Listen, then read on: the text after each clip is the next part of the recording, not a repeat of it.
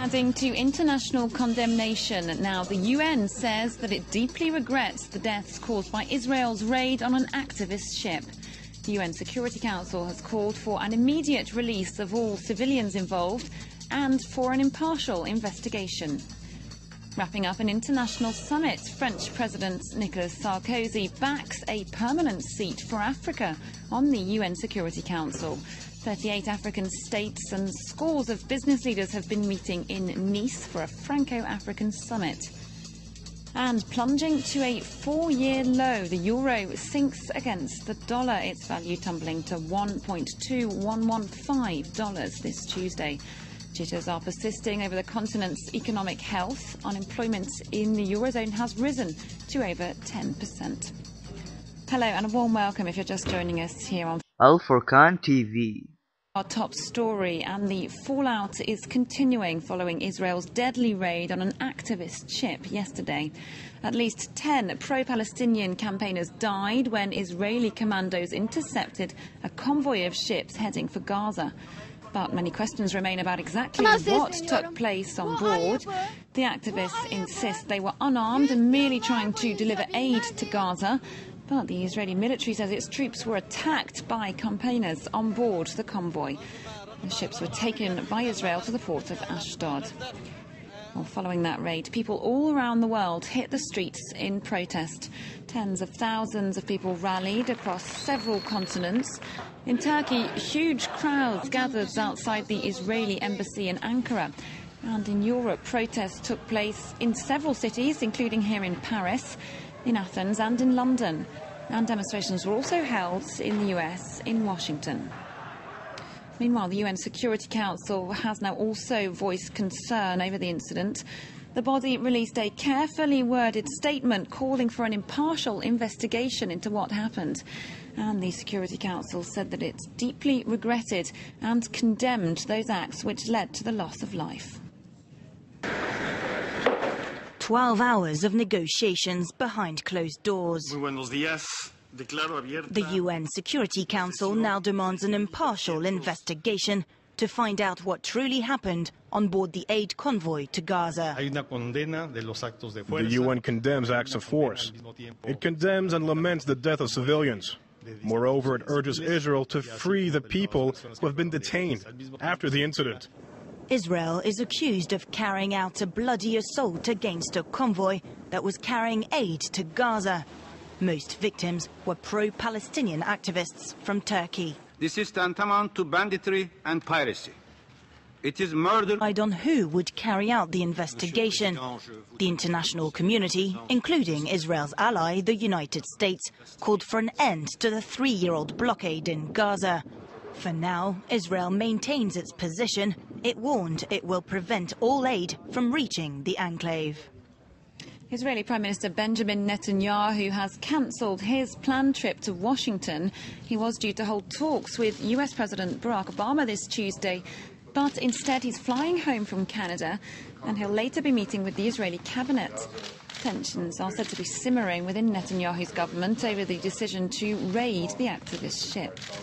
Well, a short time ago, for an update on the latest from Israel, I spoke to our Middle East correspondent Annette Young in Jerusalem, and I started by asking her about the several hundred activists still being held in Israel.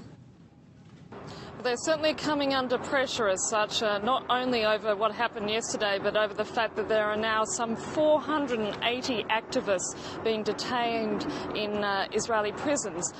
What we've been told is those activists, when they disembarked overnight, were given two options. One, either to be deported immediately. If they refused, they were detained and questioned. Now, the Israeli Foreign Ministry have been telling us that a large majority of them refused to give their names or nationalities, and as a result they've been placed in detention. They were photographed and their fingerprints were taken. According to officials here, they're not interested in keeping those activists and say that they will release them once they give up their names. What we do know that among those being detained are people who are from Turkey, Greece, Kosovo, Pakistan, among a whole range of countries. I think somewhere in the order of 40 different nationalities. OK, now Benjamin Netanyahu will be holding a cabinet meeting later today, we understand. Is he going to be facing some tough questions from his team? Yes, it appears that not everybody was happy about the decision. Senior ministers apparently are rather perturbed by the idea that at the end of the day the decision was only taken by a small group of 7 ministers. They would have preferred that to being taken to a cabinet level, and no doubt that will be the topic of much discussion during this cabinet meeting later today.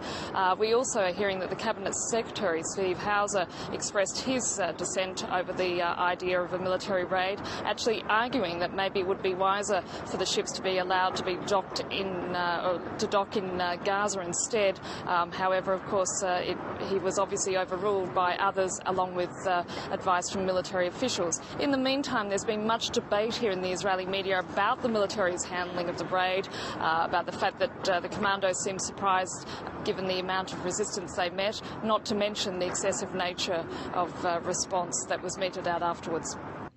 Moving on to other world news now, and the man who was once third in command of Al-Qaeda is believed to have been killed in Pakistan. US and Pakistani officials say that Sheikh Saeed al-Masri probably died during an unmanned American drone attack in tribal areas. An online statement from Al-Qaeda claimed al-Masri was killed along with some of his family members. He was not only a figurehead for the group, but helped organise militant operations and funding. We take you live over to some news breaking in Turkey at the moment, where the Prime Minister Tayyip Erdogan is preparing to speak to his party's MPs in front of Parliament. He's been meeting with defence officials and generals, and he's going to talk about the Israeli raid on the activist convoy yesterday. I'm now joined here in the studio by our international affairs correspondent, News-Irael. Melissa, thanks for joining us. Now, Turkey, of course, gave a very strong reaction already yesterday to this incident. We're perhaps expecting more of the same today. It'll be very interesting to see what the Turkish Prime Minister has to say. Of course, when it happened, he responded initially from Chile. He's now flown back to Turkey to give his response. But in what he's said so far, he's been remarkably forthright in his condemnation, and one expects that his words will get sharper still. Of course, the majority of the people involved in the flotilla were Turkish. I think he's probably just about to speak. Just going to interrupt you there. Let's listen to Tayyip Erdogan there. Değerli misafirler, distinguished guests, the humanitarian aid ship was confiscated. Children, women, the religious functionary and the civilians were on that ship. And this was an inhumane attack, and I once again condemn this attack.